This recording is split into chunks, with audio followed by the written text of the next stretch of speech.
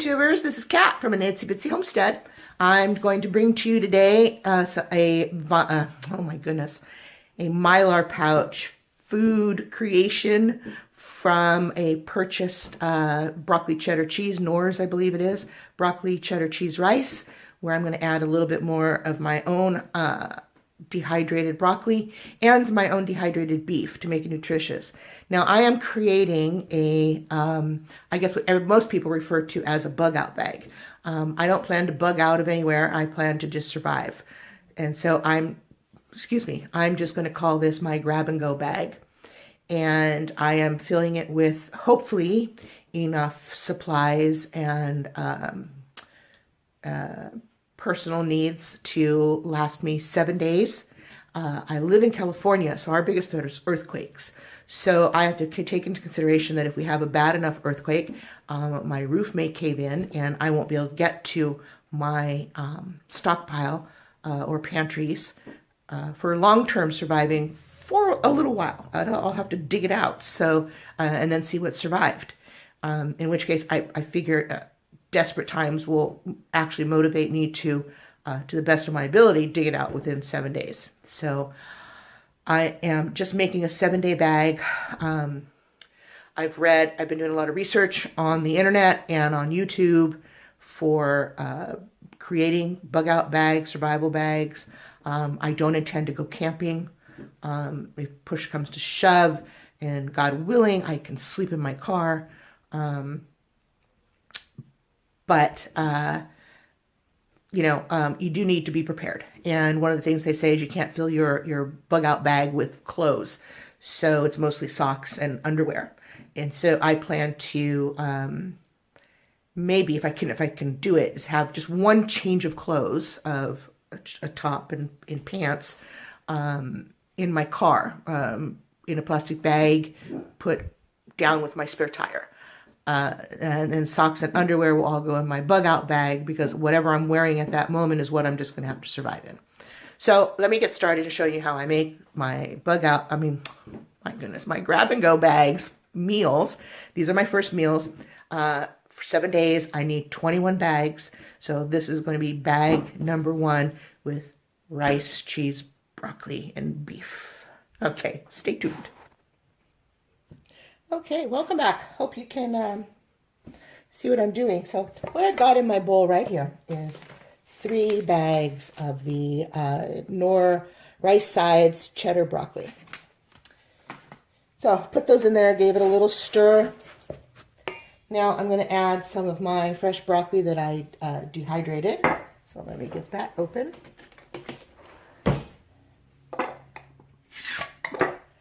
Wasn't that a beautiful sound? Okay, so I'm going to start with probably 1/4 of a cup of my broccoli. See how far that goes. And the other reason I'm doing this is I want to just make this a little more substantial, and let's do another 1/2 cup. So 1/4 cup. So this will be 1/2 cup that I'm adding. Anyway, a little more substantial and, nutritious. Okay. Mix that up. I should put a new one in there. Okay, pardon my arm. And now here is my beef. And I'm going to add my beef to my Mylar bags after I get all of this rice mixture into them. Now, I broke this down already, and so for every package, if I do 3/4 of a cup of the mix, I would then need to add it to 1 cup of boiling water, according to the instructions on the back. So I've made up a couple of, several Mylar bags, which I wrote, cheddar broccoli with beef rice, add to 1 1/4 cups of boiling water. Now, I added 1/4 of a cup because I'm adding extra dehydrated broccoli and I'm adding a dehydrated beef. So they both need some water to rehydrate. Now, I've also folded these at the top, and that's because they have a little notch. I think you can see that. where when I want to open these, I just tear it open. So you actually fill these from the bottom. So my thought was, as I filled them, I could just line them up full and then just add the beef. So 3/4 of a cup, which will be right about there.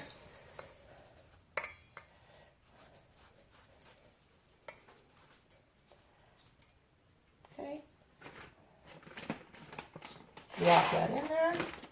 And then I'm thinking 1/4 cup of beef. Roughly. There's no science to this. There's no fat, and you could do chicken. It's just I had a bag of beef that was starting to lose its seal, so I wanted to take care of that. So let's put that in there. Then I'm going to go ahead and get these all filled like this, and then I will bring you back when I'm going to use my food saver. And actually, this is a Sinbo right here. And this one has the little nozzle that's going to come out, and it's specifically to seal Mylar bags. So anyway, okay, I will bring you right back as soon as I have these all filled. Okay, welcome back. All right, so got them all filled. Now what I'm going to do is I'm going to take, I really don't use anything really less than 500 cc's regardless of the size. I do have some 100 cc's that oxygen absorbers that I purchased when I first started doing this, and I've got quite a few, but I'm going to go ahead and stick, well actually, not in this one, I'm going to tell you why, but I'm going to go ahead and stick my oxygen absorbers in my bag. This is just for added protection, because this is going to sit long term. I don't plan to use these hopefully for quite a while. All right, so got my machine all ready. And the reason I'm not putting a Mylar bag in this one is because this one I didn't have quite enough rice. So this is going to be my test bag. I marked it with a little pink X to remind me, but I'm not going to do it today because my nephew is coming over, and I'm going to be cooking for him today. Now, I'm going to let you know this does get loud, but there's the little tongue, if you can see that. Take our bag, make sure it's underneath the tongue, bring it over, just like that. Bring this down, lock it, turn it on. And voila.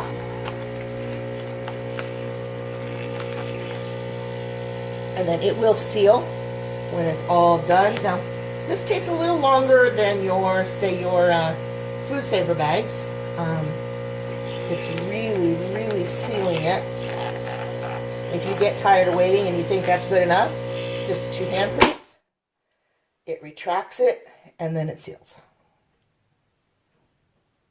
Actually, I just gave you misinformation. You need to do this when you think it's done enough. Then it beeps. When it is sealed, you unlock it. And because I don't trust anything, I've got my handy dandy little flat iron, and I am going to, which I have got set to almost 350. Just put that on there for a second or two. From both sides. And I have not had a Mylar bag fail doing this. So even though that should be enough, here, like I said, I don't trust anything, especially if I'm going to go through all this work. So there it is, and when I'm ready to open it, I will just tear the top. And if you would like to see when I open this to check it out and cook it, leave me a comment below, and I will record that one as well. So that's one bag. Now let's do one more.